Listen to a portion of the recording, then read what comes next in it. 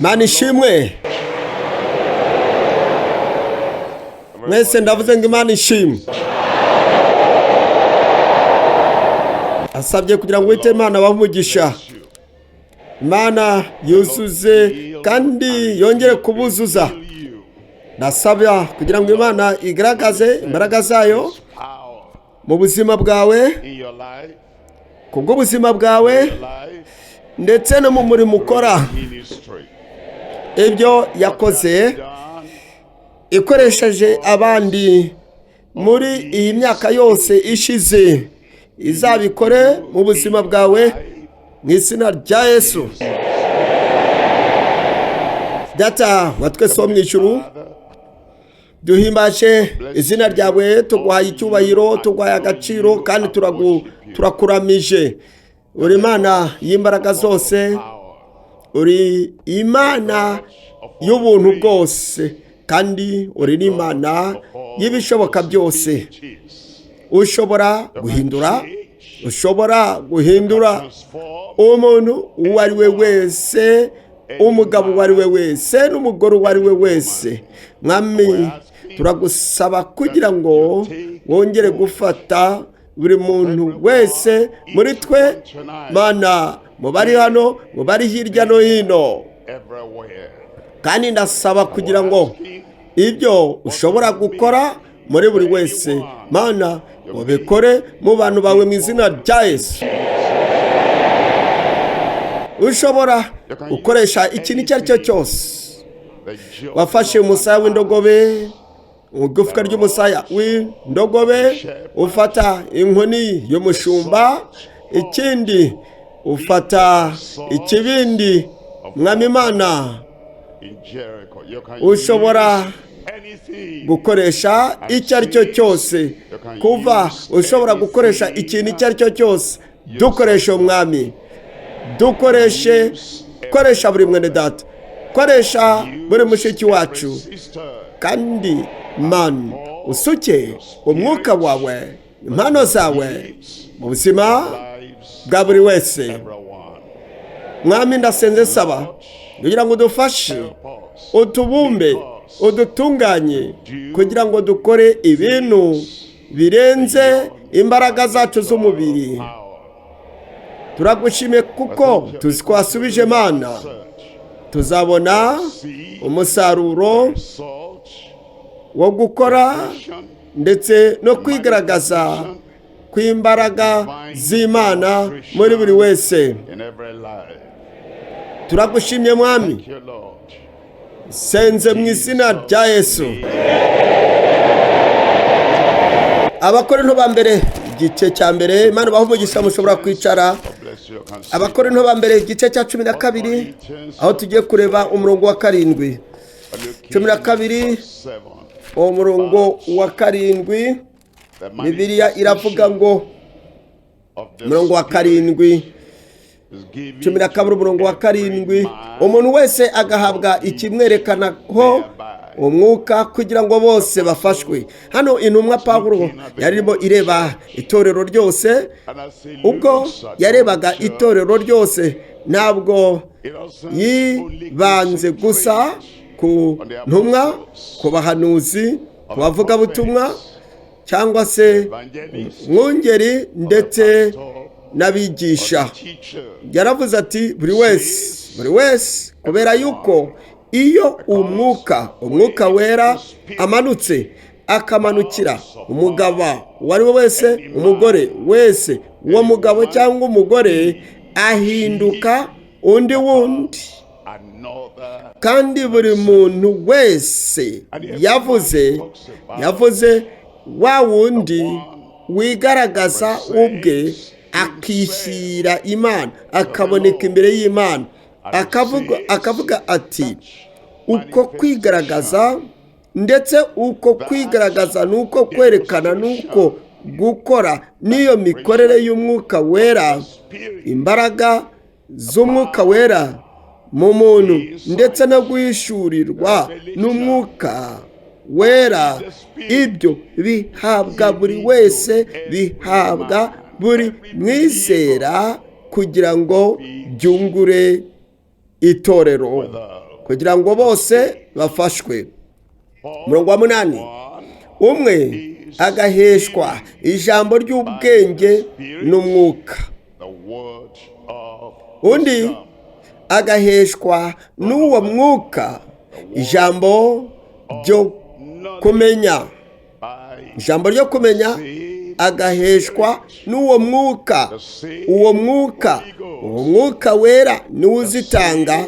Uwo mwuka wera aha buri wese wifuza impano, aha buri wese witanga, aha buri wese wishyira mu maboko y'Imana no biganza by'Imana kugira ngo ibashe kumukoresha.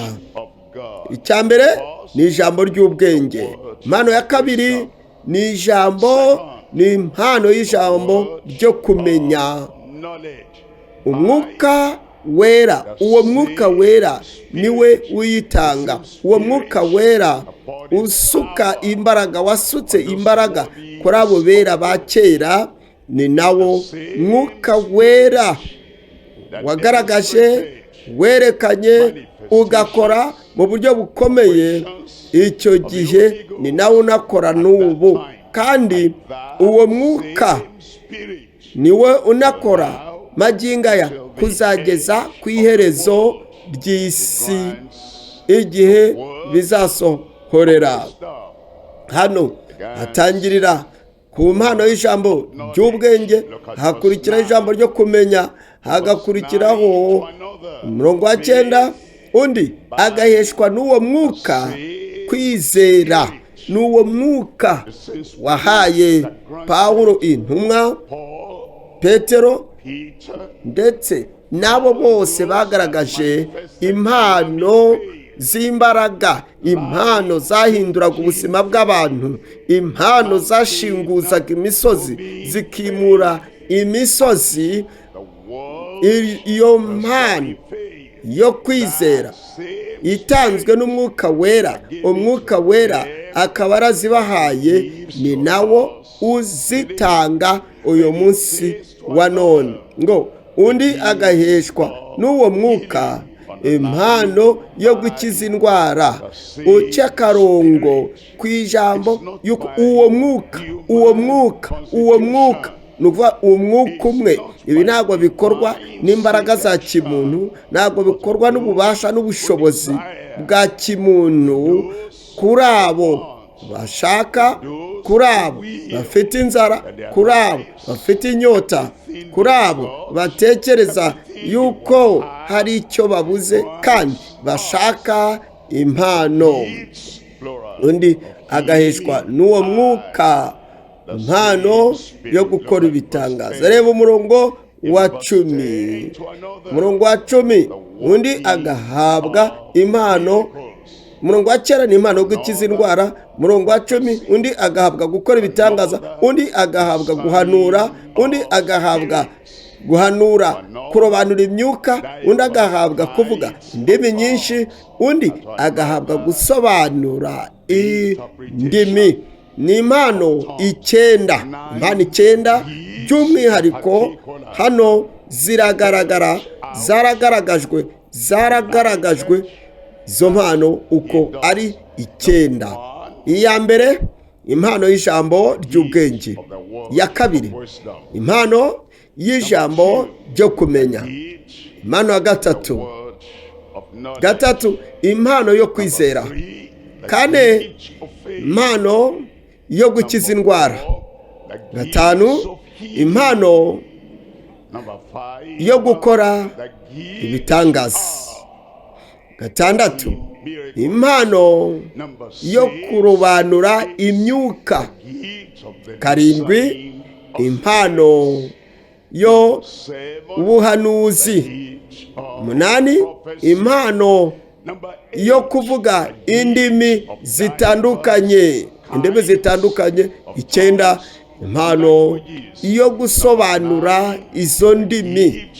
Gusobanura indimi izo ni impano zitandukanye. Turebe umurongo wa 11 agira hati, ariko ibyo byose byarakoze mu gihe cyashize kandi biranacyakora uyu munsi wa none. Izi mpano zose zarakoze, zikora muri icyo gihe cya kera kandi zikora zitanzwe n'umwuka umwe. Umwuka wera ntabwo yigeze ahinduka, nk'uko Imana Data itigeze ihinduka, nk'uko Yesu Kristo atigeze ahinduka. Nicyo kimwe, uko yari ari ejo niko ari uyu munsi kandi ni nako azahora witeka. Umwuka wera nawe ibyo yakoze aracyabikora uyu munsi kuko atigeze ahinduka. Yakoze uburyo butandukanye, ariko ibyo byose uwo mwuka umwe niwe ubikorera muri bo, agabira umuntu wese, buri mwizera, buri mukristo wese nyakuri, agabira buri muntu wese uko ashaka.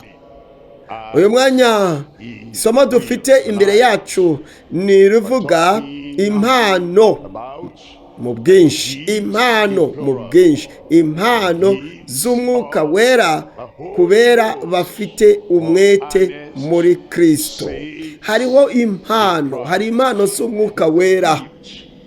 Petero ati mwihane hanyuma mubatizwe mu izina rya Yesu kugira ngo mubabarirwe ibyaha byanyu. Arongera ati icyakora muzahabwa impano. Iyo ni impano imwe rukumbi y'umubatizo w'umwuka wera. Uwo ni umubatizo w'umwuka wera ugaragara ko ari irembo riyobora mu mpano zindi z'umwuka. Ukubatizwa mu mwuka wera ni urugi rukingura umuryango wo kwinjira mu kwakira, kwinjira mu kugaragaza, kwinjira mu kwerekana, mu gukora kw'impano z'umwuka wera. Impano zitandukanye, impano z'umwuka wera kubera bafite umwete muri Kristo. Icyambere ugomba kuba uri uwera.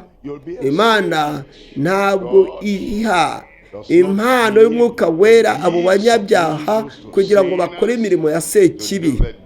Imana ntabwo itanga impano y'umwuka wera iha abo banyabyaha kugira ngo bajye gukora imirimo yo kwishyira hejuru. Woye, igihe umugabo akijijwe, umugore akaba akijijwe, noneho akaba ari umwana w'Imana nyakuri, akaba ari uwera, yarakijijwe, yarejejwe, akaba yaruzujwe umwuka wera, mpemu yera. Ikindi kandi akaba afite ishyaka, afite inyota, asenga, agira umwete wo gutitiriza Imana, wo gusenga Imana, agasenga, akifuza, akagira inyota, agasenga mu kwizera kugira ngo azihabwe. Abera bameze batyo muri Kristo, Imana irazibaha, isubiza amasengesho yabo. Ikindi kandi ibyifuzo bafite irabisubiza. Icyo usaba, isengesho ryawe usenga rigomba kuba rituruka mu nyota, inyota ikomeye. Igihe usenga ukaba ufite kwizera, ujye wizera yuko icyo usaba ugihabwa. Ikindi kandi ubasha guhabwa impano y'umwuka wera. Impano z'umwuka wera, impano za mpemu yera kubera bafite umwete muri Kristo. Mu by'ukuri izi mpano z'umwuka uko ari 9 ziri mu byiciro bitatu: icyiciro cya mbere, icyiciro cya kabiri, icyiciro cya gatatu. Buri cyiciro gifite ibyiciro bitatu. 3 gukuba 3 ni 9. Icyiciro cya mbere, abera bejejwe basengera impano zirondora, impano z'umwuka zirondora, impano z'umwuka zo kurondora, ijambo ry'ubwenge, ijambo ryo kumenya, ndetse n'impano yo kurobanura imyuka. Kabiri, abera bafite ishyaka baharanira impano z'umwuka z'imbaraga, impano z'umwuka z'imbaraga, impano zerekana imbaraga, impano yo kwizera, impano yo gukora ibitangaza, yo gukiza indwara, nako hakabaho n'impano zo gukora ibitangaza. Icyiciro cya gatatu, abera basobanutse bafite impano z'umwuka zo kugira ibyo batangaza. Dusangamo impano y'ubuhanuzi, tugasangamo impano yo kuvuga indimi zinyuranye, tugasangamo n'impano yo gusobanura indimi. Abera basobanutse bafite impano z'umwuka zo kugira ibyo batangaza. Icya mbere, turebe icyiciro cya mbere, abera bejejwe, abera baboneye, abera b'inyangamugayo, abera barangwa n'ukuri, abizera babera basenga bejejwe basengera impano zirondora, impano z'umwuka zirondora. Abakorinto ba mbere 12 umurongo wa 7, umuntu wese agahabwa ikimwerekanaho umwuka. N'umuntu wese, nawe urimo kugira ngo bafashwe. Umurongo wa 8, umwe aheshwa ijambo ry'ubwenge n'umwuka, undi agaheshwa n'uwo mwuka ijambo ryo kumenya, manuka ku murongo wa 10, undi agahabwa gukora ibitangaza, undi agahabwa guhanura, undi agahabwa kurobanura imyuka, undi agahabwa kuvuga indimi nyinshi, undi agahabwa guhanura, agahabwa gusobanura nako indimi. Hari ibintu bitatu muri iki cyiciro cya mbere cy'izi impano zirondora. Iya mbere, icyiciro cya mbere hari ibintu bitatu. Icya mbere ni impano y'ingenzi y'ijambo ry'ubwenge. Kabiri, impano yo kumenya y'ijambo ryo kumenya. Gatatu, impano icengera yo kurobanura imyuka. Izo ni eshatu, impano uko ari eshatu. None tugiye kureba impano ku mpano. Iya mbere tuze mu Bakorinto ba mbere 12, Abakorinto ba mbere 12 umurongo wa 8. Abakorinto ba mbere 12 umurongo wa 8, umwe agaheshwa ijambo ry'umwuka, ijambo ry'ubwenge n'umwuka.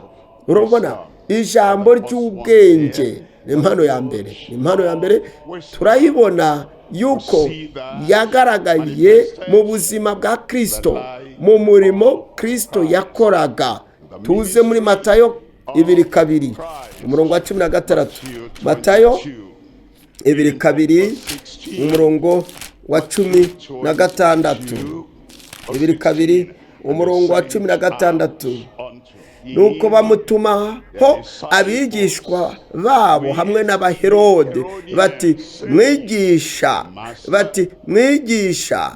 bazanywe no kugira ngo bagerageze mu mwami Yesu. Mwigisha, rabi, bazanywe no kugira ngo bagire ijambo bamukuramo, kugira ngo bamusenye, bityo babashe kwangiza umurimo we. Bati mwigisha, tuzi yuko uri inyangamugayo kandi ko wigisha inzira y'Imana by'ukuri, by'ukuri nturobanura abantu ku butoni, kuko utita ku cyubahiro cy'umuntu wese. ngubu ubuhamya bamuvuzeho. Ariko umurongo wa 17 noneho 17 ugiye kugira ibyo utubwire. Bati tubwire, uhora uvuga ukuri, tubwire uvuga uko ibintu biba biri, tubwire uvuga uko ibintu biba bikwiriye kuvugwa, tubwire utekereza uti amategeko yemera ko duha Kayizari umusoro cyangwa ntiyemera? Ikibazo kimeze gutya, kimeze gutya, igisubizo cyakagombye kuba cyarabaye yego cyangwa oya. Niki dukora? Turi Abisiraheli. Niki dukwiye gukora? Turi abana ba Aburahamu, turabohotse. Ikindi, ntabwo turi mu bubata bw'umuntu uwo ari we wese, yaba Kayizari. Kayizari ntabwo ari Umuyuda. Ikindi, ntabwo ari Umwisiraheli. Bati tubwire noneho, ese abana b'ubwami, nguko uko batekerezaga, abana b'ubwami bakwiriye kuriha umusoro ku munyamahanga. Aha rero ukeneye ubwenge, bitabaye ibyo baragukubita hasi, bitabaye ibyo umurimo urasenyuka. Iyo avuga yego murihe umusoro, bari kuvuga bati urabibona, arashaka ko twubamira Kayizari, kandi uyu ntabwo ari Kristo, uyu ntabwo ari umwana w'Imana. Yaza kuvuga oya, ni gute mwariha umusoro kuri Kayizari? Bakavuga bati leta we muriyumvire, leta muriyumvire, bayobozi muriyumvire. Reba uyu mugabo wishyizeho kugira ngo abe umwami, ntabwo yemera Kayizari yuko ari umuyobozi. Yego cyangwa ya, kugira ngo bamufatire mu rushundura. Ariko murebe noneho ijambo ry'ubwenge, ry'impano y'ubwenge, mu ijambo yabashubije. Umurongo wa 18 haragira hati, ariko Yesu amenya, jambo amenya uburiganya bwabo, arababaza ati mungeragereje iki mwandyarya mwe? Yari afite ukurobanura imyuka.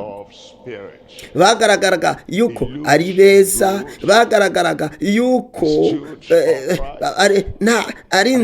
nta kibazo bafite, bari bafite ibyo bari buvuge. Bati turakuzi, tuzi ko uri umutware, uri umwigisha, turakuzi, tuzi ko uri umunyakuri, nta kindi kintu ujya uvuga kitari ukuri, kandi ubwiriza inzira y'Imana ukayibwiriza mu kuri. Bagaragaraga ko ari beza, ariko Yesu yari afite impano yo kurobanura imyuka. Noneho rero reka turebe ijambo ry'ubwenge. Umurongo wa 19, nimunyereke ifeza y'umusoro. Munyereke ifeza y'umusoro. Bamuzanira idenariyo. Umurongo wa 20, arababaza ati iyi shusho n'iri zina ni ibyande? Umurongo wa 21, baramusubiza bati ni ibya Kayizari. Maze arababwira ati nuko rero ibya Kayizari mubihe Kayizari, iby'Imana mubihe Imana. Iby'Imana mubihe iby'Imana. Kayizari mumuhibye, n'Imana muyihe ibyayo. Imitima yanyu ni iy'Imana, muyihe Imana. Iherezo ryanyu biri mu maboko y'Imana, murihe Imana, kandi ibyo mubimenye. Ijambo ry'Imana ribashyira ejuru, ijambo ry'Imana ribabohora, ijambo ry'Imana ribahindura, rigahindura igihe cyanyu cyashyize mu nzira yo gukiranuka. nibyo yababwiye ati imana muyihe ibyayo, imisoro muyihe Kayizari, Kayizari mumuhe ibye, ibiri ibye mubimuhe. iyo ni ijambo ry'ubwenge, ni impano y'ijambo ry'ubwenge. hariho ibihe ushobora kubazwa ikibazo, abantu bashaka kugukuramo ijambo. rimwe na rimwe ijambo ry'ubwenge n'ijambo ishobora kuba ari ijambo ryo guceceka ntugire icyo uvuga, ukicecekera gusa, akaba ari ikibazo bategereje ko ugomba gusubiza, akaba ari ikibazo bategereje yuko ugomba gusubiza, uza gusubiza. noneho ijambo ry'ubwenge rikaba uguceceka.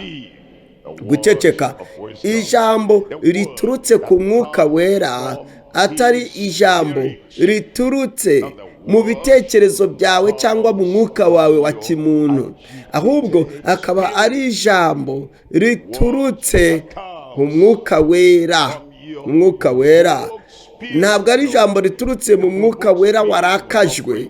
irizaturuka muri aho ntabwo rizaza ari ijambo rizima, ijambo riturutse ku mwuka w'Imana. Luka 21, Luka 21, Luka 21 umurongo wa 15, umurongo wa 15 agira ati nzabaha, kuko nzabaha ururimi n'ubwenge, nzabaha ururimi, nzabaha akanwa n'ubwenge, ibyo abanzi banyu bose batazabasha kuvuguruza cyangwa gutsinda. niyo mpamvu dusenga nk'abana b'Imana, niyo mpamvu dusenga kugira ngo tumenye ibyo tuvuga. akanwa kawe gasanzwe, ururimi rwawe rusanzwe, iminwa yawe isanzwe bishobora kuvuga ibiva mu mwuka wawe wa kimuntu. ugomba kuvuga uti Mana, mpa impano y'umwuka wera urenze umwuka w'umwana w'umuntu. ugomba gusaba Imana ukavuga uti Mana, mpa ijambo riturutse ku mwuka urondora umenya w'Imana, aho kugira ngo mpabwe ibiturutse mu mwuka w'umwana w'umuntu. urabikeneye, ndabikeneye. dukeneye impano y'ijambo ry'ubwenge. tuje ku mpano ya kabiri. impano ya kabiri, impano yo kumenya, ariyo mpano y'ijambo ryo kumenya, kuvumbura. impano yo kuvumbura, yo gutahura, ariyo jambo ryo kumenya. Abakorinto ba mbere 12 umurongo wa 8, 12 umurongo wa 8. umwe aheshwa ijambo ry'ubwenge n'umwuka, undi agaheshwa n'uwo mwuka ijambo ryo kumenya. ijambo ryo kumenya, uwo mwuka niwe utanga iyo mpano y'ijambo ryo kumenya. nk'uko Imana ishobora byose, Data wa twese ari Imana ishobora byose, kandi na Yesu nawe umwana w'Imana, umukiza wacu nawe ni umukiza, ubabarira ibyaha byose, agakuraho ibyaha byose. umwuka wera nawe atanga impano zose, atanga impano y'ijambo ryo kumenya ry'ubwenge, agatanga impano y'ijambo ryo kumenya. uwo mwuka ntabwo atwemerera yuko tuyoborwa n'umwuka wacu. igihe tumwigaruriye, tumwiyeguriye, ntabwo ashaka ko igihe icyo ari cyo cyose duhora tuvuga amagambo yo gukekakeka.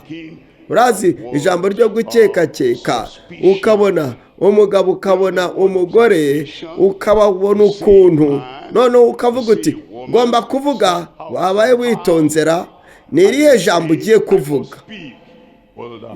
iryo ni ijambo ryo gukekakeka rigiye guturuka mu kanwa kawe, ukavuga uti jyewe ndabizi rwose, ndabizi ibi nibyo ari gutekereza, ndabizi, nabanye nawe igihe kirekire, ndamuzi, ibi nibyo afite mu mutima we, kandi akaba ari amagambo yawe yo gukekakeka gusa.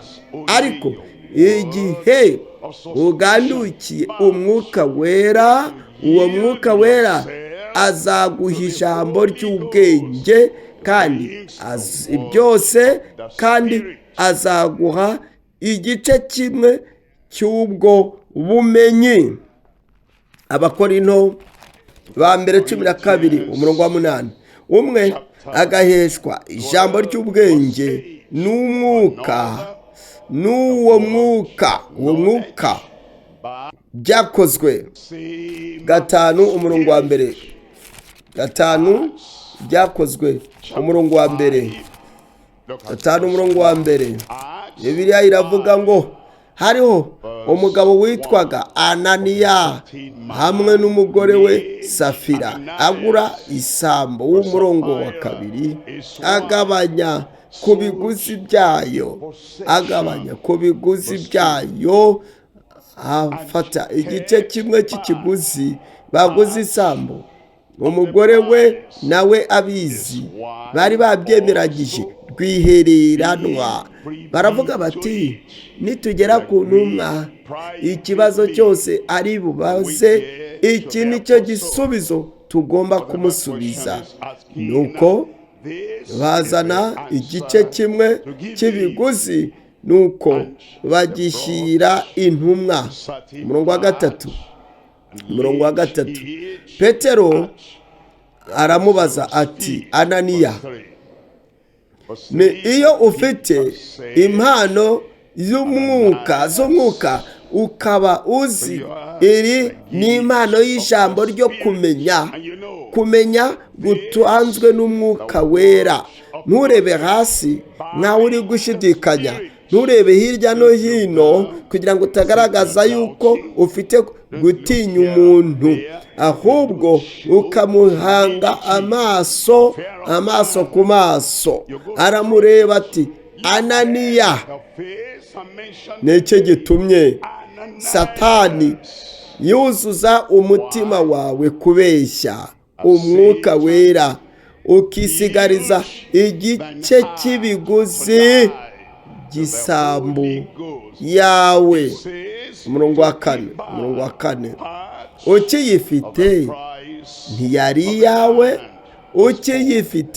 iyawe, kandi umaze kuyigura ibiguzi byayo ntibyari ibyawe ubyigengaho. N'iki gitumye wigira inama yo gukora utyo? Kuki wigiriye inama mu mutima wawe gukora utyo? Si abantu beshye, ahubwo Imana niyo ubeshye. Uyu mugabo yatekereje yuko ari kubeshya Petero, n'umwana w'umuntu oya, yabeshyaga umwuka wera.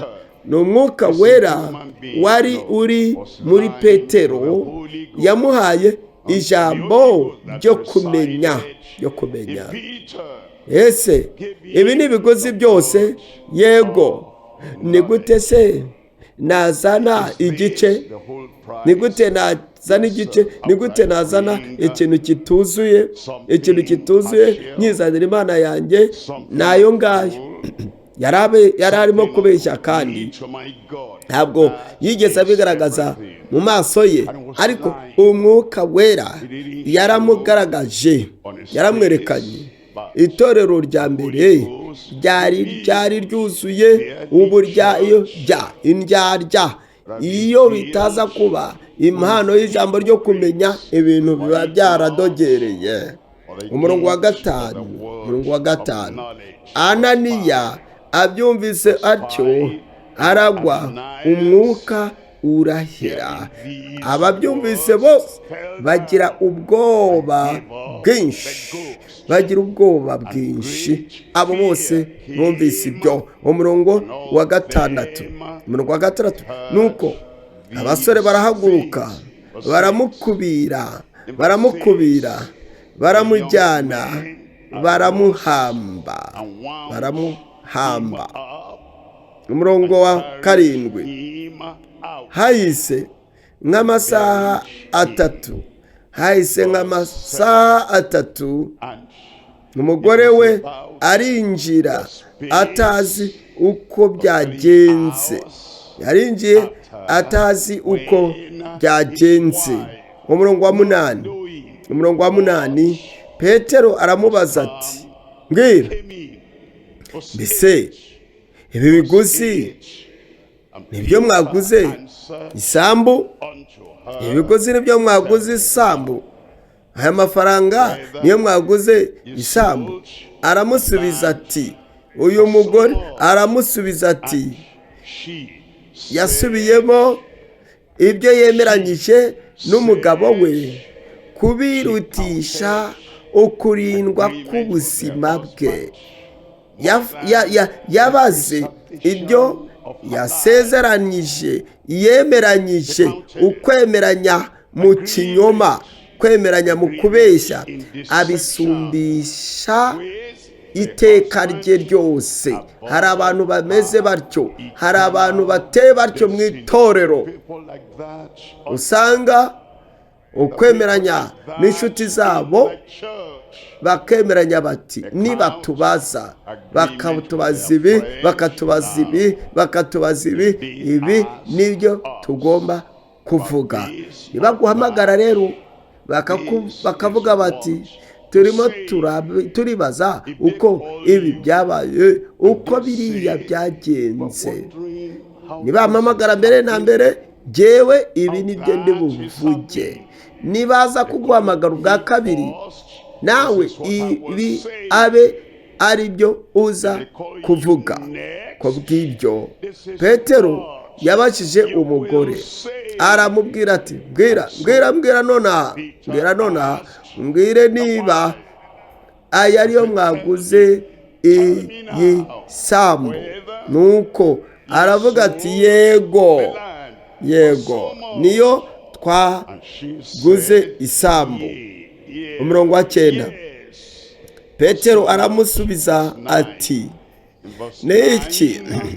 niki gitumye muza inama yo kugerageza umwuka w'Imana, w'umwami Imana? Wo umugabo we yavuze nk'ibyo umugore we yavuze. Ibi ntabwo kuba baravuze bimwe byahejeje mu rujijo Petero. Ababeshyi barindwi bashobora gutonda umurongo bavuga ikintu kimwe.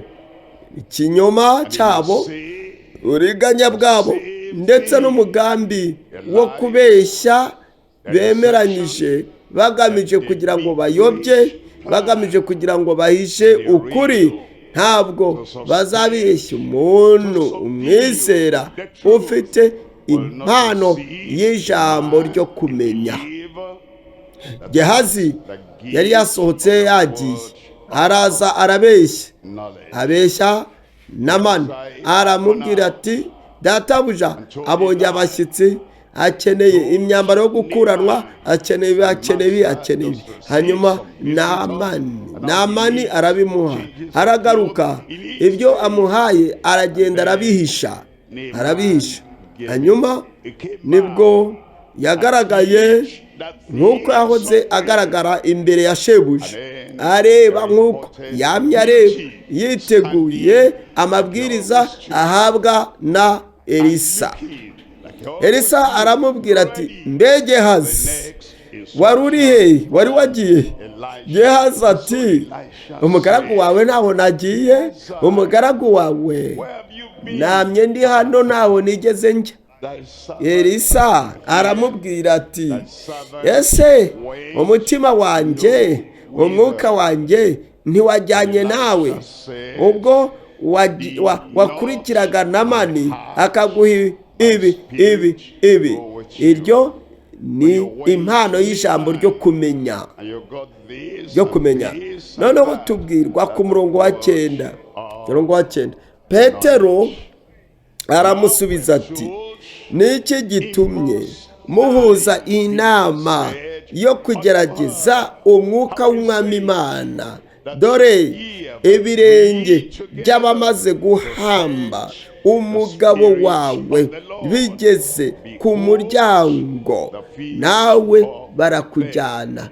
Dore ibirenge bye bigeze ku muryango, nawe bagiye kukujyana. Ni impano y'ijambo ryo kumenya.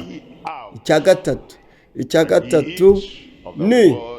gatatu impano icengera yo kurobanura imyuka. Imyuka ni impano icengera, icengera ireba igacengera muri buri kimwe cyose, ireba igacengera ikareba ni myuka ki irimo irakora, ni myuka ki irimo irakoresha uyu muntu, ni myuka ki iri muri uyu muntu, ni myuka ki irimo ivugira muri uyu mugore. Ku bw'ibyo murazi ashobora kuba ari amagambo umuntu ari kuvuga yo kwizerwa, ariko iyo ufite impano yo kurobanura imyuka, ushobora kuba ari amagambo meza, amagambo ashamaje, ntabwo azagushuka, ntabwo azakuyobya. Turebe Abakorinto ba mbere 12 umurongo wa 10. 12 umurongo wa 10. Undi agahabwa gukora ibitangaza, undi agahabwa ubuhanuzi, undi agahabwa kurobanura imyuka. Kurobanura imyuka. Niba udafite uko kurobanura, uko kurondora uburondozi, hari byinshi uzirohamo, bityo ukaba wanakwinjira no mu bupfumu. Byakozwe 16. Byakozwe 16. Bukeye tujya aho basengera, duhura n'umuja uragura utewe na dayimoni yungukiraga ba shebuja cyane ingemu, yungukiraga ba shebuja indamu. Uwo akurikira Pawulo, umurongo wa 17. Uwo akurikira Pawulo natwe arasakuza ati, aba bantu ni abagaragu b'Imana isumba byose, kandi barababwira inzira y'agakiza. Baratwereka inzira y'agakiza. Ijambo ryiza ariko ritari riturutse ku Mwuka Wera. Ijambo rishimishije ariko ritari riturutse ku Mwuka Wera, ritajyanye n'ibyanditswe. Yari ijambo rikomeye ku buryo umunyamahanga utari uzi Pawulo na Sila bari kuvuga bati, aba ni abagabo b'Imana, ni abakozi b'Imana bisumba byose, kandi barimo baratwereka inzira y'agakiza. Reba umurongo wa 18 hagira hati, iminsi myinshi agumya kubigenza atyo, ariko Pawulo abonye ko amurembeje. Ijambo ryiza ariko ntabwo ryazanye amahoro mu mutima we.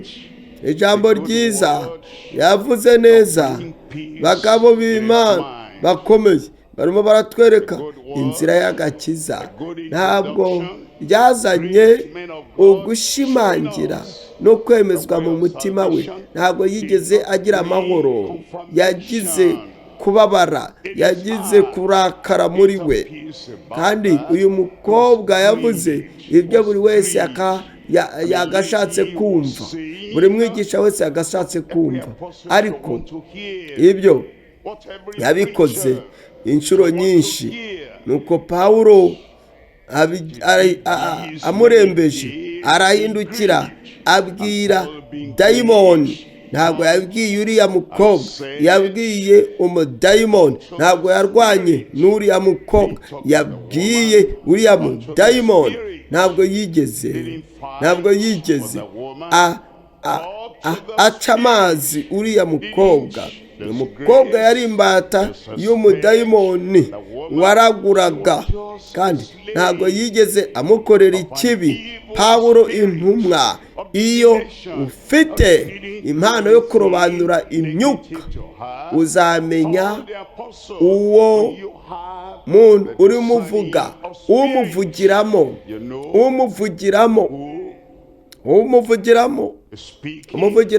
hanyuma ukabwira isoko y'icyo kibi. nuko aravuga ati ndagutegetse, abwiye dayimoni ati ndagutegetse mu izina rya Yesu Kristo, muvemo. amuvamo muri ako kanya, ava muri uyu mukobwa, imbere muri uyu mukobwa amusohokamo. umudayimoni w'igitsina gabo amusohokamo. yari amurimo amuturamo, ameze umukobwa agakora nk'umugabo ufite ugushirika amanga, ariko ijwi akaba ari ijwi ry'umukobwa.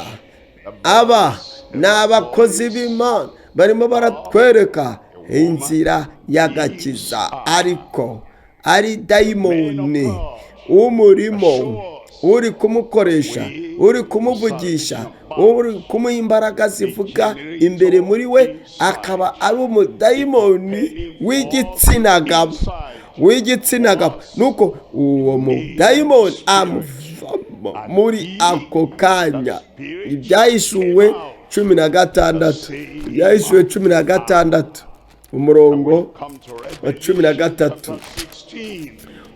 13.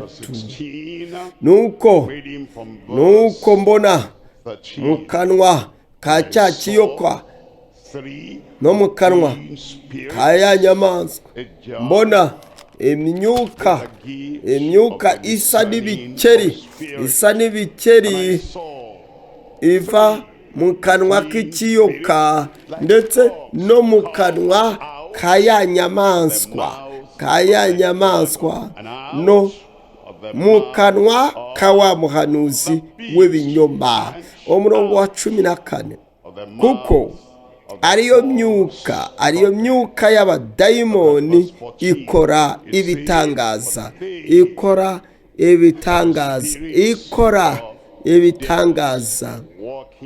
niba udafite ukurobanura imyuka, kurondora imyuka, ushobora kubona uyu mugabo arimo arakora ibitangaza. umuntu ufite umwuka wera urondora akavuga ati uyu muntu ntabwo ari umuntu w'Imana, ukavuga uti kuki uri gusebya umukozi w'Imana? reba ibyo ari gukora ibikoma, ari gukora ibitangaza, arimo arakiza indwara, ari gukiza indwara. ati jyewe simvuga nabi umukozi w'Imana ukora ibikomeye, ukora ibitangaza. nta mwuka wera urondora, nta mpano yo kurondora ufite. hari imyuka y'abadayimoni ikora ibitangaza. iyo ni imyuka y'ibikeri ituruka mu kanwa k'inyamaswa, mu kanwa k'umuhanuzi w'ibinyoma, kuko ariyo myuka y'abadayimoni ikora ibitangaza, bakaba bakora ubusambanyi bagakora ibitangaza, babayeho ari abanyendambi ariko bagakora ibitangaza, bakaba babayeho mu nyigisho z'ibinyoma ariko bagakora ibitangaza, bakaba babayeho babeshya, bariganya imiryango, bakaba barubitse imiryango y'abandi, barabeshye itorero mu nyigisho zabo, bashuka abantu mu nyigisho zabo. Ikindi bakaba babayeho mu binyoma, babeshya abantu ibyo beretswe, nabonye iki, bitewe n'ubwo buriganya bagakora ibitangaza. Umuntu akavuga ati aba bantu rwose ngomba kububaha, abantu b'Imana bose ndabubaha, umuntu wese rwose muri kumwubaha. Ariko Bibiliya iragaragara yuko iyi myuka niyo myuka y'abadayimoni ikora ibitangaza, igasanga abami bo mu isi yose ngo ibahururize kujya mu ntambara yo ku munsi ukomeye w'umwami w'Imana ishobora byose. Tugeze ku gikurikiraho tugiye kureba ingingo ya kabiri. Abera bafite ishyaka baharanira impano z'imbaraga, impano z'umwuka z'imbaraga. Niki gituma ari abanyeshyaka? Nuko bumvise isezerano rya Yesu, aho yavuze ati unyizera wese imirimo nkora nawe azayikora, kandi azakora n'imirimo iruta iyi, kubera yuko njya kwa Data. Hanyuma akavuga ati ndashaka iri sezerano, ndashaka iri jambo ryavuzwe na Kristo, ndashaka ko ubu buhanuzi bwahanuwe na Kristo busohora mu buzima bwanjye. Ku bw'ibyo rero abizera bakaba ari abanyeshyaka, abera b'abanyeshyaka bagashaka mu maso y'Imana n'umwete. Yesu yaravuze ati ibimenyetso bizakurikira abizera ngibi: mu izina ryanjye bazirukana abadayimoni. Ibyo bakabyiga bafite umwete. Ntabwo yavuze ko ibimenyetso bizakurikira abagabo n'abagore n'intumwa gusa, ndetse aba bavugabutumwa bakomakomeye, ahubwo yaravuze ngo ibimenyetso bizakurikira abizera. Mu izina ryanjye bazirukana abadayimoni. Bakavuga bati niba ibyo bizakurikira abizeye, jyewe ndi umukandida. Niyo mpamvu bafite ishyaka. Abera bafite ishyaka baharanira impano z'umwuka z'imbaraga. Turebe Abakorinto ba mbere 12 umurongo wa 7. 12 umurongo wa 7. 12 umurongo wa 7. 12 umurongo wa 7. Umurongo wa 9. Umurongo wa 9. Bibiliya: undi agahabwa kwizera n'uwo mwuka. Undi agahabwa kwizera n'uwo mwuka. Hari kwizera n'uwo mwuka nka Seduraka, Meshake na Benedego bari bafite kwizera. Kwizera niko kwatumye bashikama imbere ya Nebukadineza. Ukwizera ni impano ikomeye yari iri muri Danieli, niyo yatumye agera mu rwobo rw'intare agasohokamo ntacyo zamutwaye. undi agahabwa kwizera n'uwo mwuka, undi agahabwa impano yo gukiza indwara, undi agahabwa n'uwo mwuka impano yo gukora ibitangaza. Izi ni impano z'imbaraga, ni impano z'imbaraga, ni impano z'umwuka, akaba n'impano z'imbaraga. Igihe ufite kuzishaka, ukazisonzera, ukazigirira inyota, ugasaba Imana, ugatitiriza Imana, ugatitiriza, uhozaho, Imana iraziguha. Ibintu bitatu: ubushobozi bw'impano yo kwizera. Kabiri, kwigaragaza kw'ibikorwa by'impano yo gukora, yo gukiza indwara nako. Gatatu, imbaraga zigaragaza ku bw'impano yo gukora ibitangaza. Turebe icya mbere, tugiye kureba ubushobozi bw'impano yo kwizera. Ubushobozi bw'impano yo kwizera. Mariko 11, umurongo wa 20. Mariko 11 umurongo wa 20. 11 umurongo wa 20. Bukeye bwaho mu gitondo kare bakigenda, babona wa mutini wumye uhereye mu mizi. Mbere umunsi wari wabanje, umwami Yesu yari yarebye iki giti cy'umutini, areba uyu mutini, yari ategereje yuko uwo mutini abonaho imbuto, ariko ntiyazibona. Yesu avuga ijambo, aravuga ati, wa mutini we, ntukere imbuto uhereye none. Icyo giti cyagaragaraga yuko gitoshye, bigaragara ko nta kibazo cyabaye. Bukeye barahanyura, bagiye kubona, babona ijambo rya Yesu, ijambo ryo kwizera ryashyizwe mu bikorwa uko ryakabaye. Wa mutini wumye uhereye mu mizi. Umurongo wa 21. Nuko Petero yibutse ibyawo, aramubwira ati, mwigisha, dore wa mutini wumye, dore wa mutini wumye. Niyo mpamvu Yesu yavuze ibyerekeye kwizera gukomeye, kwizera kw'imbaraga, kwizera gukora ibitangaza, ndetse kwizera gusubiza amasengesho, kwizera gutanga ibisubizo. Ni impano y'imbaraga.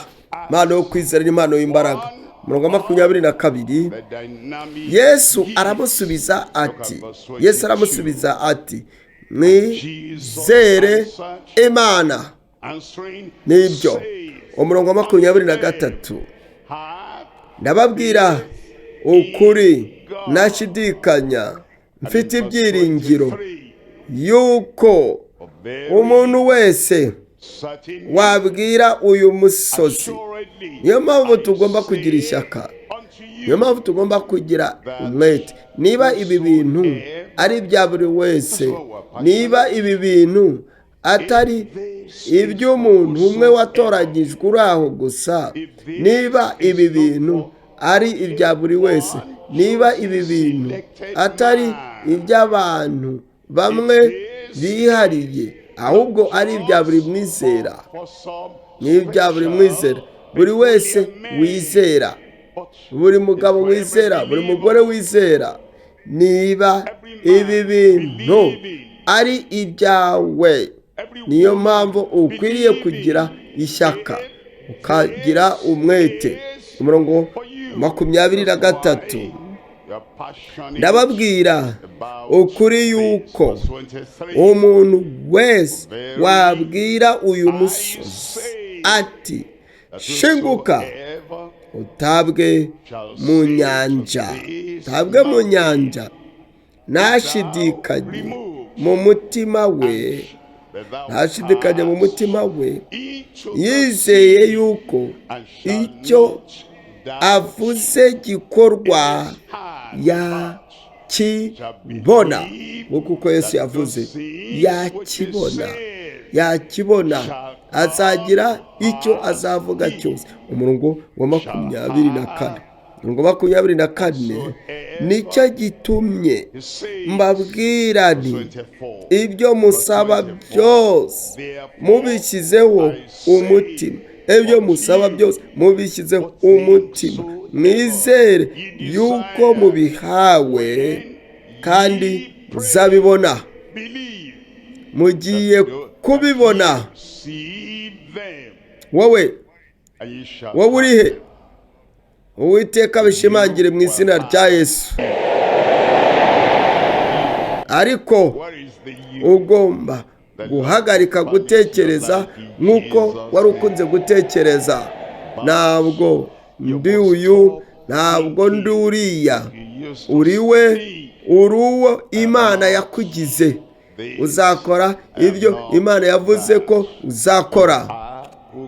uzagera ku byo Imana yavuze ko uzageraho. tera umugongo igihe cyashize.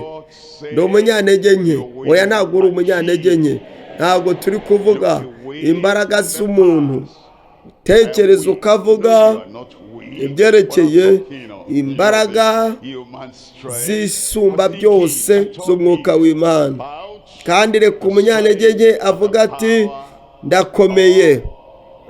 ubwo uti ndakomeye. umunyantege nke avuga ndakomeye.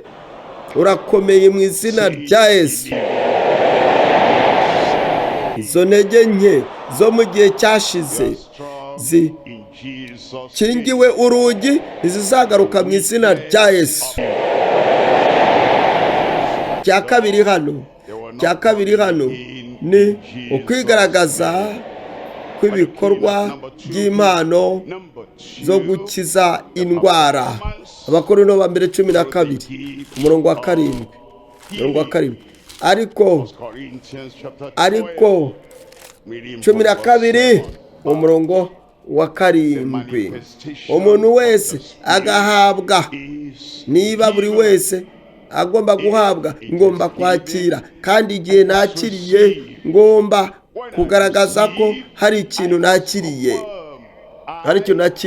umuntu wese agahabwa ikimwerekanaho umwuka kugira ngo bose bafashwe. impano y'Imana mu buzima bwawe izakungura umuryango wawe, ndetse yungure n'itorero, yungure n'abaturanyi bawe, ndetse n'aho utuye. mureke turebe umurongo wa 9. undi agaheshwa n'uwo mwuka kwizera, undi agaheshwa n'uwo mwuka impano yo gukiza indwara.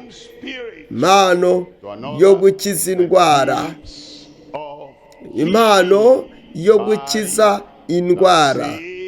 iyi ni iya kabiri rero. iyi ni iya kabiri ivuga ngo kwigaragaza kw'ibikorwa by'impano yo gukiza indwara. Luka 10 dusome umurongo wa 9. Luka igice cya 10 umurongo wa 9 hagira hati aba bari abizera 70, bari abigishwa ba Kristo 70. Yesu yatumye hanze babiri. mukize abarwayi. urabona icyo dukeneye gusobanukirwa hano nuko itegeko itegeko ryazanye n'imbaraga.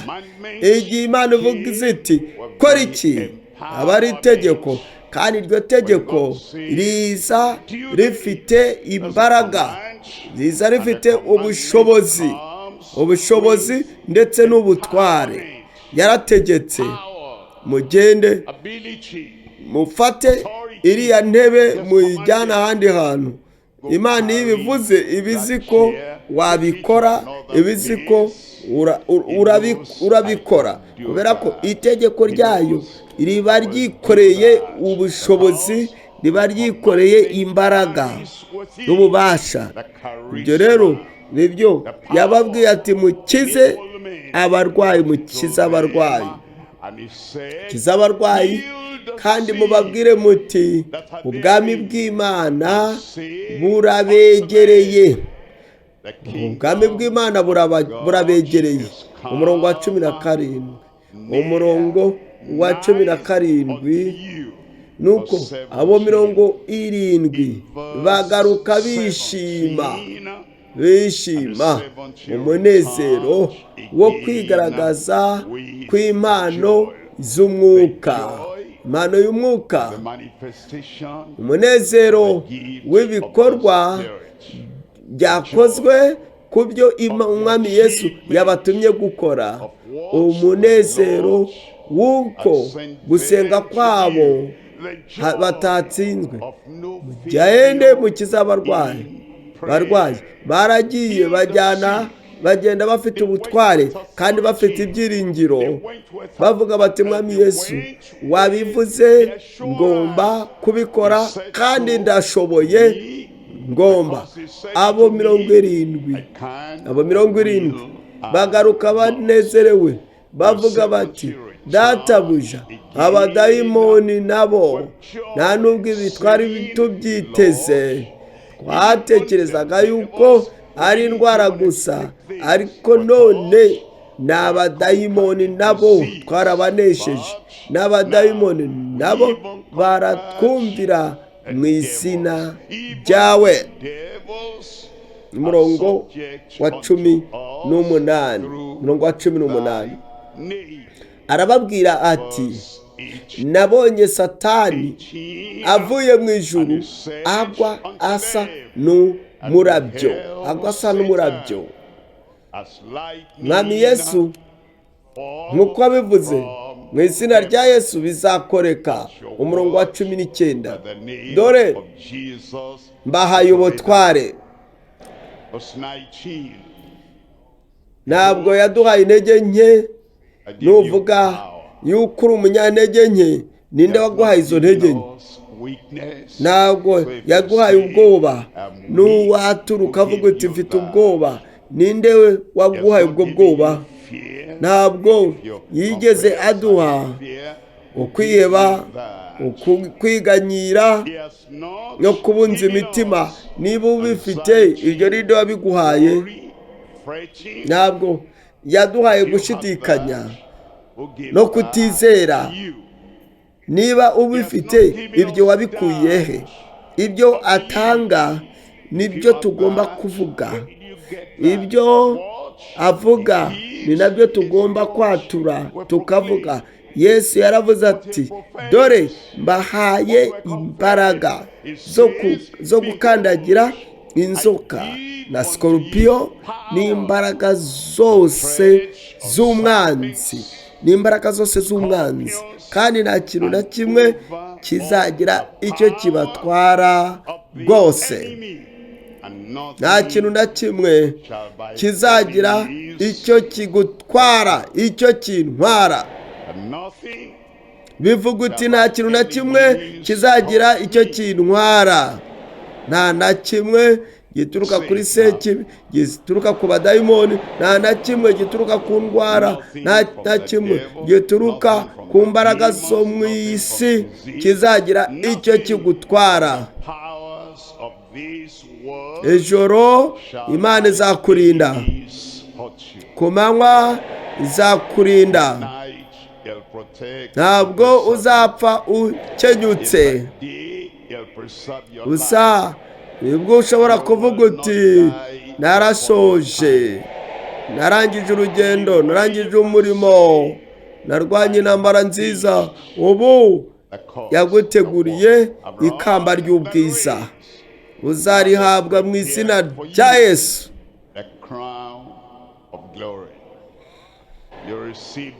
Turabwirwa mu byakozwe 5 umurongo wa 14, byakozwe 5 14, 15 5 14. Abizera barushijeho kongerwa umwami, abagabo n'abagore. Umurongo wa 15 byatumaga bazana abarwayi mu nzira, bakabashyira ku mariri no mu ngobyi, kugira ngo Petero nahanyura nibura igicucucucu cye kigere kuri bamwe, kugira ngo igicucu cya Petero kigere kuri bamwe muri bo. Umurongo wa 16, hateraniraga benshi bavuye no mu midugudu ihereranye n'i Yerusalemu, bazanywe abababazwa n'abadayimoni bose bagakizwa. Bazanaga abababazwa n'abadayimoni bose bagakizwa. Bose barakizwaga, bagakizwa abo badayimoni, iyi myuka mibi.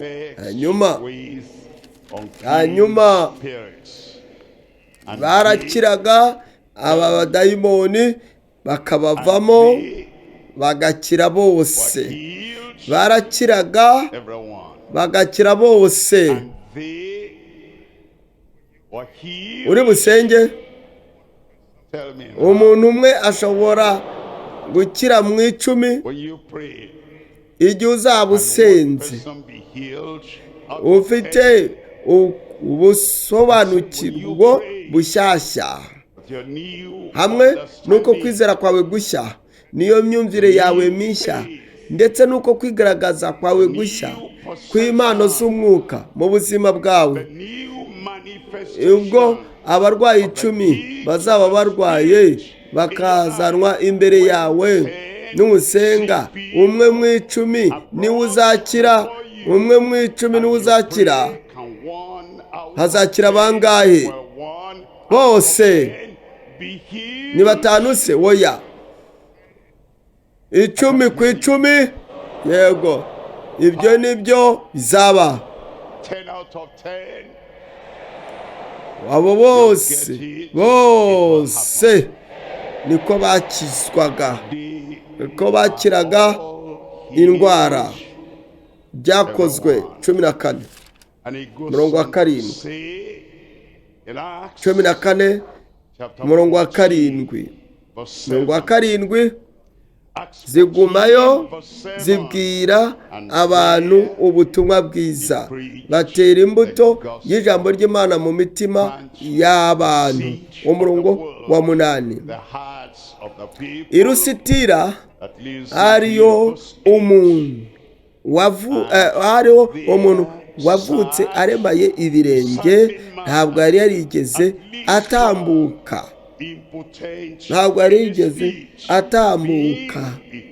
uyu mugabo ntabwo yari yarigeze agenda. Umurongo wa 9,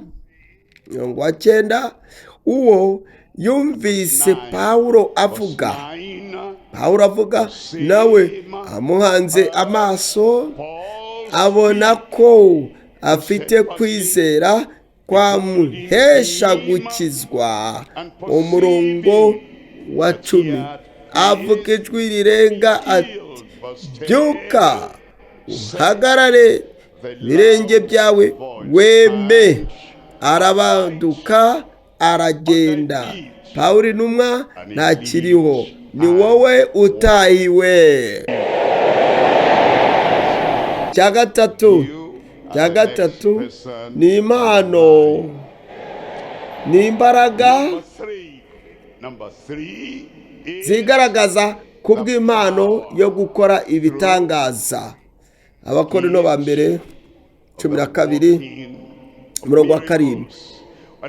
Umurongo wa 7, umuntu wese agahabwa ikimwerekanaho umwuka kugira ngo bose bafashwe.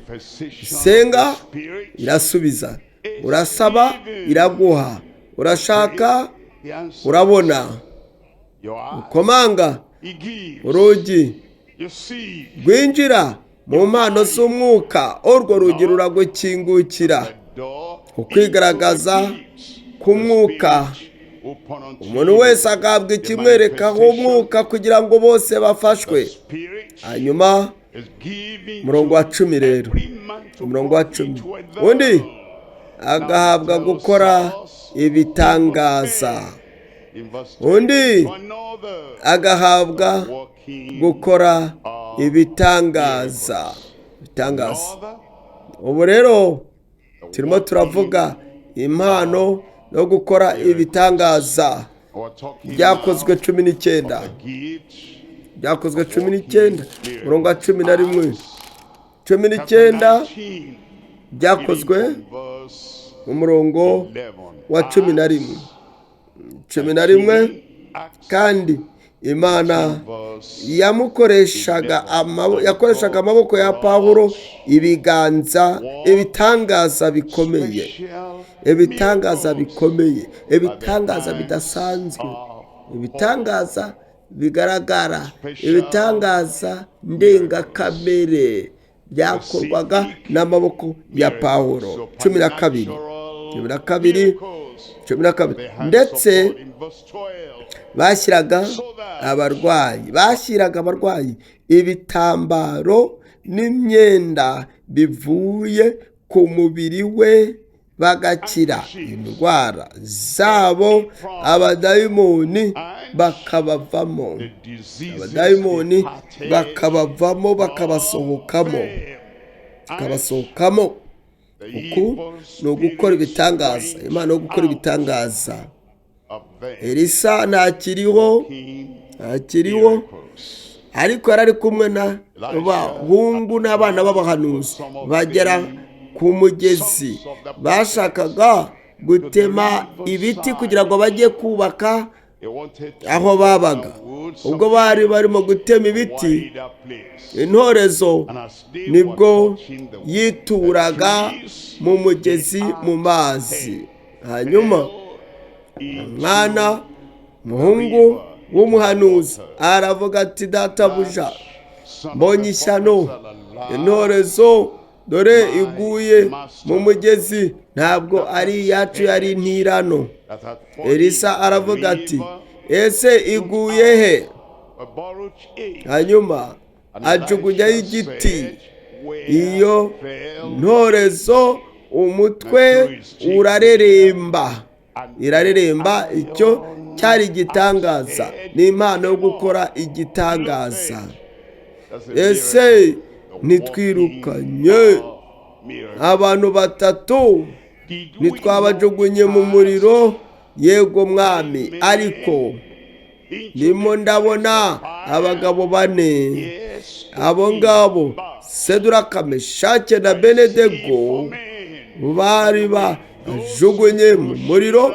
Ababajugunyemo bari bakongotse, bahiye, bapfuye, ariko abandi bo bari mu muriro rwagati witanura. Ndabona abagabo 4 babohotse, bahagaze, bari kugenda mu muriro uko bakabaye 4. Kandi uwa 4 arasa, n'umwana w'intama. Uwa 4 arasa n'umwana w'Imana. Nebukadinezari aravuga ati, Saduraka, Meshaki na Abedenego, bagaragu b'Imana isumba byose, musohokemo. Basohokamo, nta kimenyetso cy'umuriro cyabagaragayeho, ndetse n'umwotsi ntabwo banukaga. Uko ni ugukora igitangaza. Danieli working ese imana yawe miracle. ukorera yashoboye kukurokora igukiza akanwa k'intare. Daniyeli arasubiza ati, nyagasani mwami, nyagasani mwami uhoraho, nk'uko uko babaramyaga, imana yanjye yohereje marayika we ahagarika afunga iminwa y'intare, ntacyo zantwaye. sohokamo. asohokamo, bamubona yuko yarabohotse byuzuye, izo ntare zitamuriye. hanyuma abantu bari bacuze umugambi wo kugira ngo bicishe Daniyeli nibo bajugunyemo mbere yuko bagera hasi mu rwobo ku ndiba. intare zari zibategereje zirabakacanga. gusohoka mu rwobo rw'intare ibyo byari ugukora ibitangaza. Mose, ni iki cyatumye udukura muri Egiputa kugira ngo twicekwe n'inyota? Imana iravuga iti, Mose rero fata inkoni, iyo nkoni ufite, reba ruriya rutare, hanyuma urutare nta mazi arimo, ariko kubita ruriya rutare. ubwo yabikoraga amazi yavuye mu gitare, baranywa bashira inyota, baranyweye bashira inyota, kandi bari amamiliyoni. uko ni ugukora igitangaza. Kristo agenda hejuru y'amazi, abigishwa be bari mu bwato, bari barimo bafite ubwoba.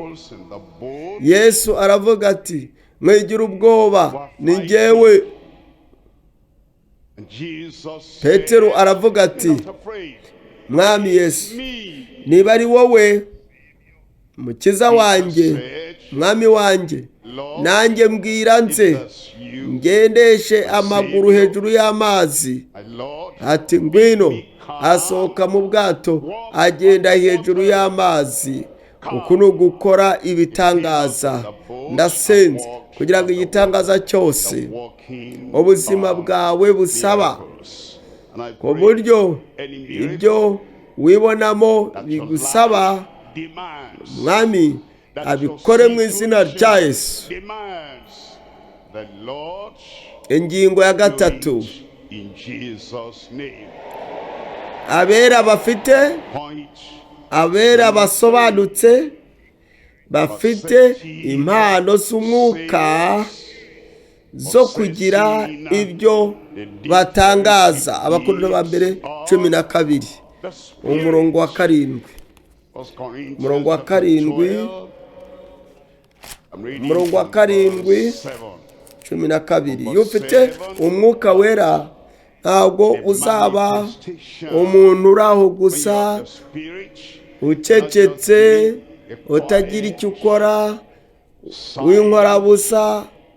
oya, hazabaho kwigaragaza, hazabaho no kwigaragaza. umurongo wa 7, umuntu wese agahabwa ikimwerekanaho umwuka, kugira ngo bose bafashwe. ubuzima bwawe buzagira umumaro, muri mukora uzagira umumaro, ubuzima bwawe bwo gusenga buzagira umumaro. ntabwo ndimo ndumva. amen. impande zose, iburyo, ibumoso, hagati, ubuzima bwanyu n'umurimo mukora bizagira umumaro mu izina rya Yesu.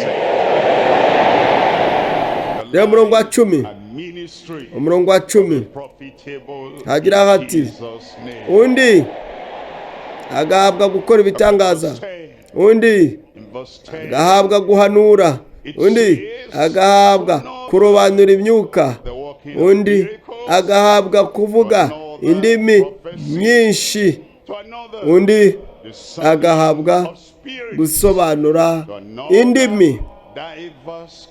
umurongo wa 11, of tongues. umurongo wa 11.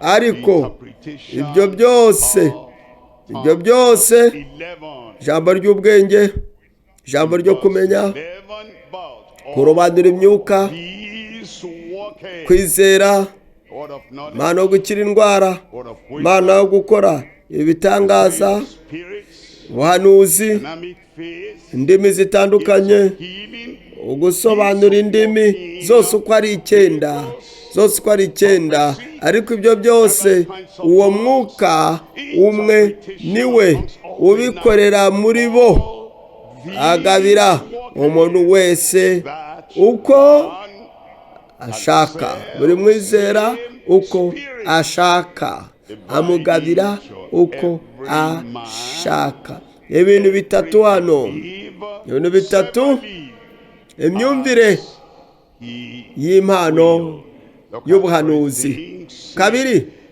intego y'impano yo kuvuga mu ndimi zinyuranye zitandukanye, gatatu akamaro k'impano yo gusobanura indimi, akamaro ko gusobanura indimi, ubusobanuro bw'indimi.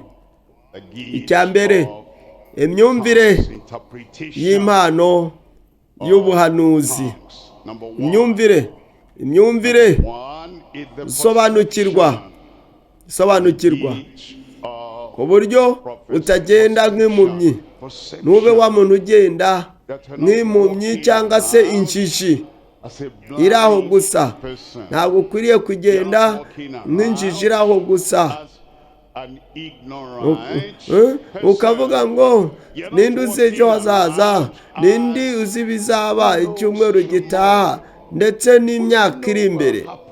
Ugomba kugira gusobanukirwa, ukagira impano. Petero wa kabiri igice cya mbere umurongo wa 19, igice cya mbere umurongo wa 19, umurongo wa 19. Dufite ijambo, umurongo wa 19, Bibiliya iravuga ngo kuko muzi yuko dufite ijambo, nyamara rero dufite ijambo ryahanuwe rirusha gukomera. Isi iri mu mwijima, abenshi ntabwo babizi, ntabwo bazi ibizaba. Niyo mpamvu usanga bahangayika. Reba ibi, reba biriya, urebe ku isi yose. Ariko dufite ijambo ryahanuwe rirushaho gukomera, kandi muzaba mukoze neza nimuryitaho, kuko rimeze nk'itabaza rimurikira ahacuze umwijima, rigakesha ijoro, rikagezaho inyenyeri yo mu ruturuturu izabadukira mu mitima yanyu. 20. Ariko mubanze kumenya yuko ari nta buhanuzi bwo mu byanditswe bubasha gusobanurwa uko umuntu yishakiye. 21. Kuko ari nta buhanuzi bwazanywe n'ubushake bw'umuntu. Ubuhanuzi ntabwo ari ikintu witekerereza, ntabwo ari ikintu uri kureba uko ibihe byifashe noneho ukagira ubusesenguzi utaga. Ubwo ni ubusesenguzi, iyo ni imibare. Ubusesenguzi ukavuga ibi byarabaye, ibi nabyo bigomba kuba, kubwo gutekereza ndetse no gukora ubusesenguzi, ukegeranya buri kimwe cyose, noneho ugatekereza ukavuga ukurikije ibyo utegereje, uti ibi nibyo bizaba. Ibyo ni ibiturutse imbere muri wowe, ariko ibi byo ni ibituruka ku mwuka w'Imana. Ubuhanuzi ni ubuturuka ku mwuka w'Imana. Bibiliya iravuga ngo kuko ari nta buhanuzi bwazanywe n'ubushake bw'umuntu, nta buhanuzi bwazanywe n'ubushake bw'umuntu, imibare y'umuntu ndetse n'ubusesenguzi bw'umuntu, n'ubusesenguzi bw'ibishoboka umuntu ashobora gusesengura agashyiraho. urumva ibyo ntabwo ari uko biri, ahubwo abantu b'Imana bavugaga ibyavaga ku Mana bashorewe n'umwuka wera, kuko ubuhanuzi bw'ukuri bukorwa uyu munsi wa none. Ibyahishwe 19 umurongo wa 10. Ibyahishwe 19 umurongo wa 10, murebe agace ka kabiri k'umurongo wa 10. Ubuhamya bwa Yesu nibwo turimo tuvuga nk'ubuhanuzi. We yabikuye kuri data, ikindi kandi arabidusigira.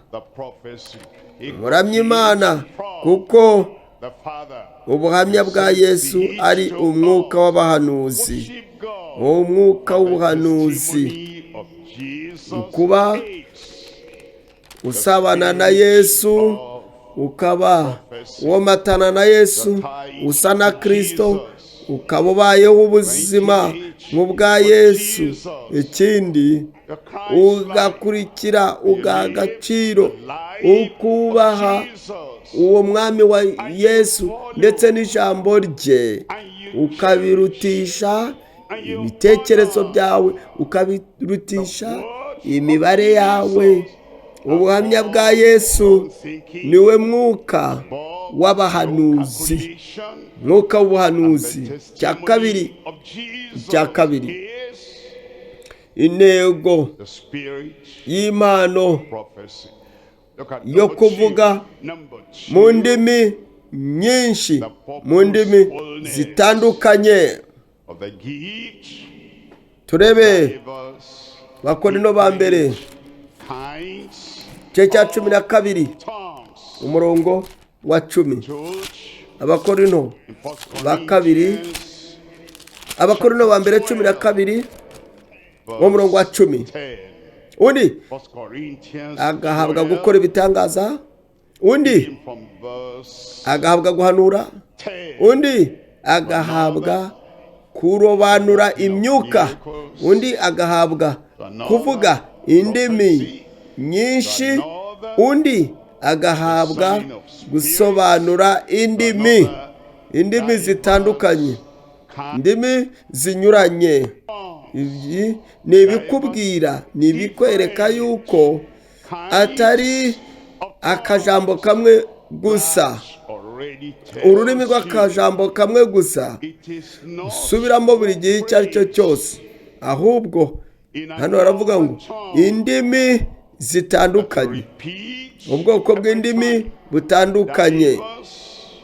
Ntabwo ari akajambo kamwe gusa wabitse mu bwonko bwawe, ukajya ugasubiramo ibihe byose. woye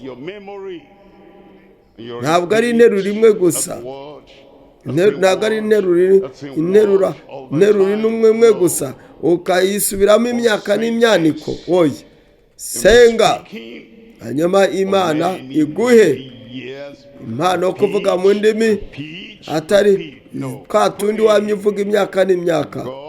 Waba ushaka gufungura akanwa kawe, weremerera Imana, yuzuza ako kanwa. Kuzuza akanwa niba uko kuvuga kwa kera ndetse n'ako karimi k'ijambo rimwe gusa nikagaruka kinge, fungura akanwa kawe, Imana yuzuzemo indimi zitandukanye mu izina rya Yesu. Kandi izo ndimi zifite intego ni iyihe? cumi na kane those tongues cumi na kane have umurongo wa makumyabiri na kane purpose. intego. Purpose. Abakorinto ba mbere cumi na kane Reading from umurongo verse 24. Purpose. umurongo wa kabiri Corinthians 14, umurongo wa kabiri hagira hati verse, umurongo wa kabiri looking at verse 2. uvuga ururimi rutamenyekana si abantu abwira. Uvuga ururimi rutamenyekana si abantu abwira keretse Imana. Iyo niyo ntego y'indimi zitandukanye, nuko ababwira Imana avugisha Imana kuko ari ntawamwumva, avuga kuko ari ntawamwumva, ahubwo mu mwuka avuga amayoberane. Reba umurongo wa kane. Uvuga ururimi rutamenyekana ariyungura. Ushobora kuba utabisobanukirwa niba udafite impano yo gusobanura ibyo uvuga, ariko uba uri kuvugisha Imana mu bwiru, ukaba urimo kwiyubaka, ariko uhanura yungura itorero. Turebe ibyakozwe. Icya gatatu ni akamaro k'impano yo gusobanura indimi. Mwibuke itorero rya mbere ryari bibifite, ariko umwuka w'Imana ntabwo yigeze ahinduka, aracyari wa wundi. Niba wifuza, niba usaba, niba ushaka, niba ukomanga, niba usenga, ugasenga n'ubugutitiriza, Imana iraguha ibyo wifuza mu mutima wawe mu izina rya Yesu. Abakorinto ba mbere 12 umurongo wa 10. Abakorinto ba mbere 12 umurongo wa 10. Umurongo wa 10 agira hati: undi agahabwa gukora ibitangaza bigiye kuba mu buzima bwawe, undi agahanura, undi agahabwa kurobanura imyuka, undi agahabwa kuvuga indimi nyinshi, undi agahabwa gusobanura indimi, undi agahabwa gusobanura indimi, gusobanuro. Nebukadinezari yararose, bisa naho yari urundi rurimi, ati ibi nabibwirwa n'iki? Abakonikoni n'abo barozi ntabwo bashoboye kumusobanurira. Nebukadinezari yagize ubwoba, aratinya cyane, kubera yuko yari azi yuko ibyo yeretswe yarose hari icyo byasobanuraga, ariko nta n'umwe wigeze abimusobanurira. Aba ngo bose babice. Ni iki gituma bavuga ko ari abanyabwenge mu gihugu?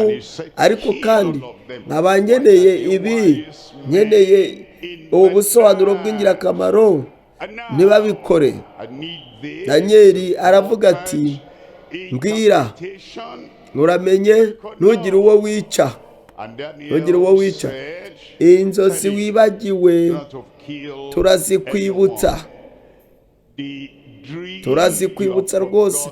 Izo nzozi wibagiwe, nutuza kukwibutsa izo nzozi, turanakubwira n'icyo zisobanura. Mwibuke ko ibyo byabaye hano muri Danieli igice cya 2, Danieli igice cya 4. Yarongera ararota inzozi zisobanutse, ahamagara abo bakonikoni ndetse n'abo banyabwenge abo banyabwenge bose bo mu gihugu cya Babuloni all the magicians, ntabwo babashije kugira ngo basobanure ibyo yarose. Bo bagize ubwoba bahera mu rujijo nk'uko Nebukadinezari yaheze mu rujijo akagira ubwoba. Daniel nanone yaraje atanga ubusobanuro n'impano. Daniel, Impano Daniel yari afite. he gave Berushaza interpretation.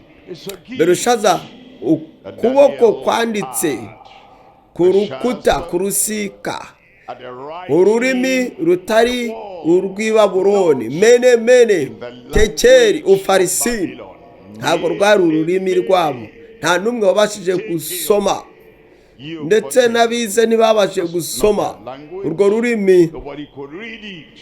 ntabwo bari bibashije. Abakomeye, abatware, abayobozi Could not read n'abo mu nzego zitandukanye ntibashoboye gusoma iyo nyandiko ndetse ngo bayisobanure. could not read Amavi ya Berushazari arakomangana aratitira abira ibyuya. the knees of Hanyuma Belshazzar were umwamikazi shaken and aramubwira knocking ati together. wigira ubwoba, And in the queen umusemuzi came and aracyariho, said, "Don't be afite worried. umwuka w'Imana muri we, agiye kukubwira icyo iyi nyandiko isobanura." And he'll give you Danieli araza reading of the araza right Danieli of the interpretation. Berushaza And so Daniel atangira came in. kuvuga bla bla bla, ndaguha ibi ndabiguha ibi. Belshazzar Ariko began to Danieli talk, aravuga blah, blah, ati blah. I'll give you this, nyabuneka I'll give you that. twara ibyawe Daniel said, byigumanire, please keep ubunyangamugayo bwanjye ntabwo ari ubwo gucuruza amafaranga, umurimo nkora ntabwo ari uwo kwakira ibiguzi, umuhamagaro wanjye ntabwo ari uwo not gucuruzwa. sale. Ariko ndagusomera inyandiko nakubwire nuko isobanura. But Uwo Danieli yari afite impano yo gusobanura indimi, Daniel, yarayifite, the gift yarayisomye iyo nyandiko of amubwira interpretation, icyo read isobanura. and he gave Iryo joro ubusobanuro bwarasohoye nk'uko Danieli yari yavuze. Ntabwo byari ugukekakeka, just ntabwo like ari Daniel ukwiyumvira, said. It's not ari ukwiyumvira ikintu kikava mu mutima. Oya, ahubwo ni impano y'Imana ikora mu gihe gikwiye, kandi Imana ubwayo igiye kuguha izo mpano zose ukeneye mu izina rya Yesu. Ntabwo uzabaho muri ubu buzima uri impumyi, uri igipfamatwi, uri ikiragi kitavuga, ahubwo ugomba kugira ubumenyi. Ndasezeye Imana yuzuze ubuzima bwawe impano z'umwuka mu izina rya Yesu. Niza buri wese. Noneho ngiye gutangira kuri bashiki bacu, bene da na bashiki bacu, muri muzamure muri he, impano zirabageraho. Noneho rero abana b'ubwami, abahungu b'ubwami, bene da, bakozi b'Imana, muri he, muvuge n'amajwi y'abagabo. Umwami abaha umugisha, Imana yuzuza ubuzima bwanyu, kandi ibyiza by'impano z'umwuka mwabonye mu buzima bw'abandi, ndasezeye Imana izisuke mu buzima bwanyu, zisaze murihe You now muhagurukaho muri on your feet. muhagurukaho muri umwuka kwigaragaza mu buryo budasanzwe mu buzima bwawe mu izina rya Yesu. Kandi impano z'umwuka wera, ijambo ry'ubwenge, ijambo ryo kumenya, kurobanura imyuka, impano yo kwizera, impano yo gukiza indwara, impano yo gukora ibitangaza, impano y'ubuhanuzi, ndetse kurobanura no kuvuga indimi nako zitandukanye no kuzisobanura, bisukwe mu myuka yanyu.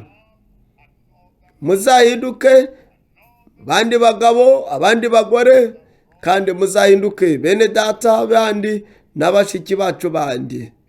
Imana ndasenze kugira ngo itunganye, ikureho umwijima ukuri imbere wose, kandi Imana ndasaba kugira ngo izane umucyo umurika imbere yawe kubw'impano z'umwuka mu byo uzakora byose mu izina rya Yesu. Fungura akanwa kawe hanyuma usabe urahabwa, shaka urabona, komanga urakingurirwa urugi. Ni Imana ntabwo ihinduka. Ibyo yakoze ikorera abandi, igiye kubigukorera. Icyo yacengeje mu buzima bw'abandi iragicengeza mu buzima bwawe. Izere buri kimwe cyose usaba uragihabwa.